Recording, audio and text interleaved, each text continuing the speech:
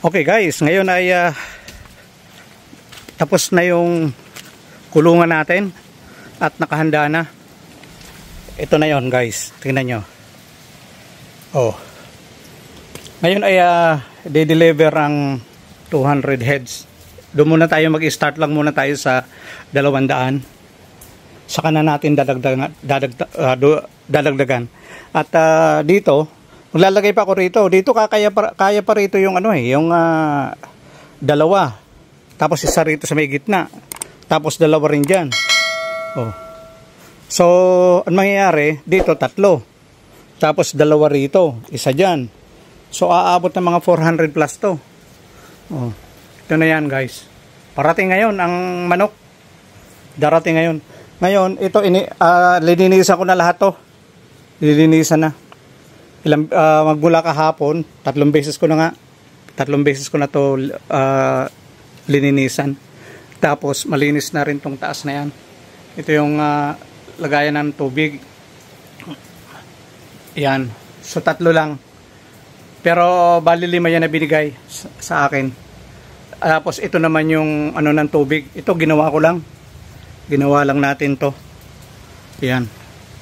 Ginawa ko. Kaso nga lang medyo mayroon leak pa. May leak. Ayan guys.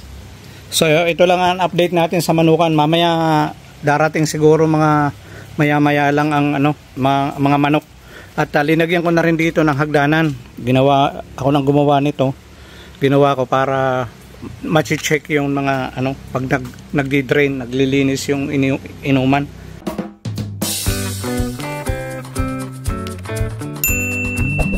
Ito naman ang bahay natin, oh. Medyo okay na, oh. Yan. Okay na. Patapos na. Tapos na rin ang na to. Tapos ito lalagyan ko ng yung itong labahan, lalagyan ko ng bubong. Punta rito. Tapos ito, ginawa ko na rin ng linagyan namin ni Dioscoro, yung kasama ko. Linagyan namin ng linagay namin to nyug para tambayan.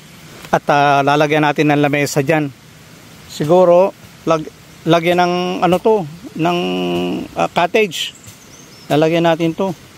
Oh.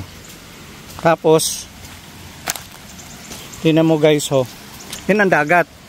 Yan ang dagat guys. Yan ang dagat. Tapos sa baba dito. Yan ang tubig lang. So banda ron, gagawa tayo ng ron, paliguan dito.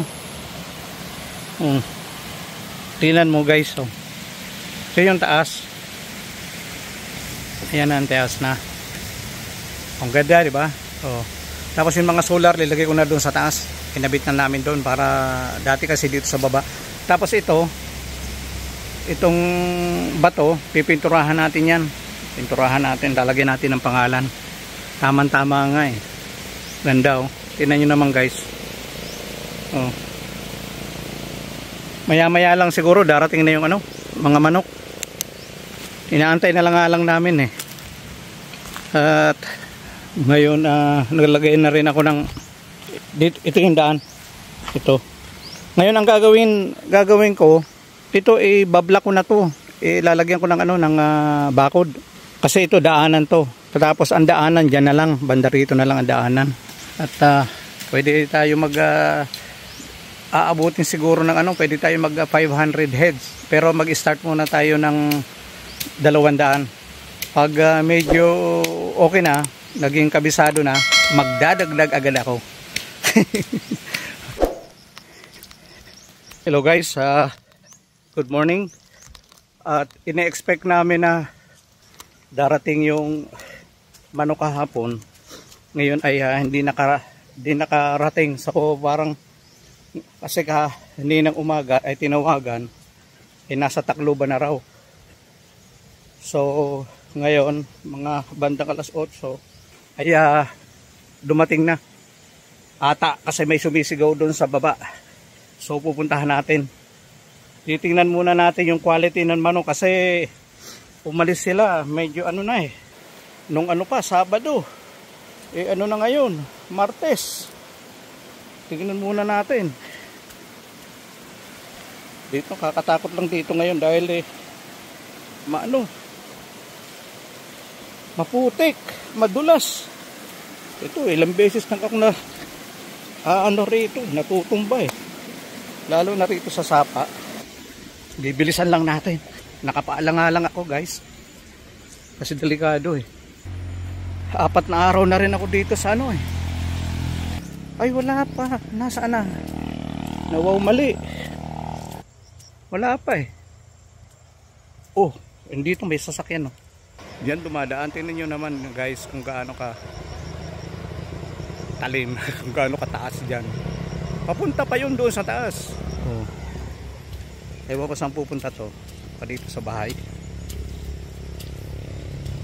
o diretso. Ayun. Ayan, akala ko Yari-yari pala. ha? Yari-yari. Bakit? Umalis, kumuha ng raisang.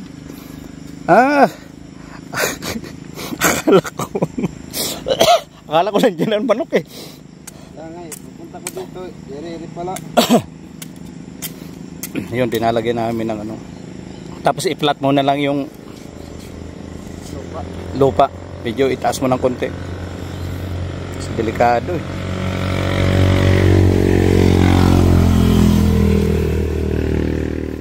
Ito guys, muna kami, uwi muna kami ngayon dahil di naman nakarating yung manok.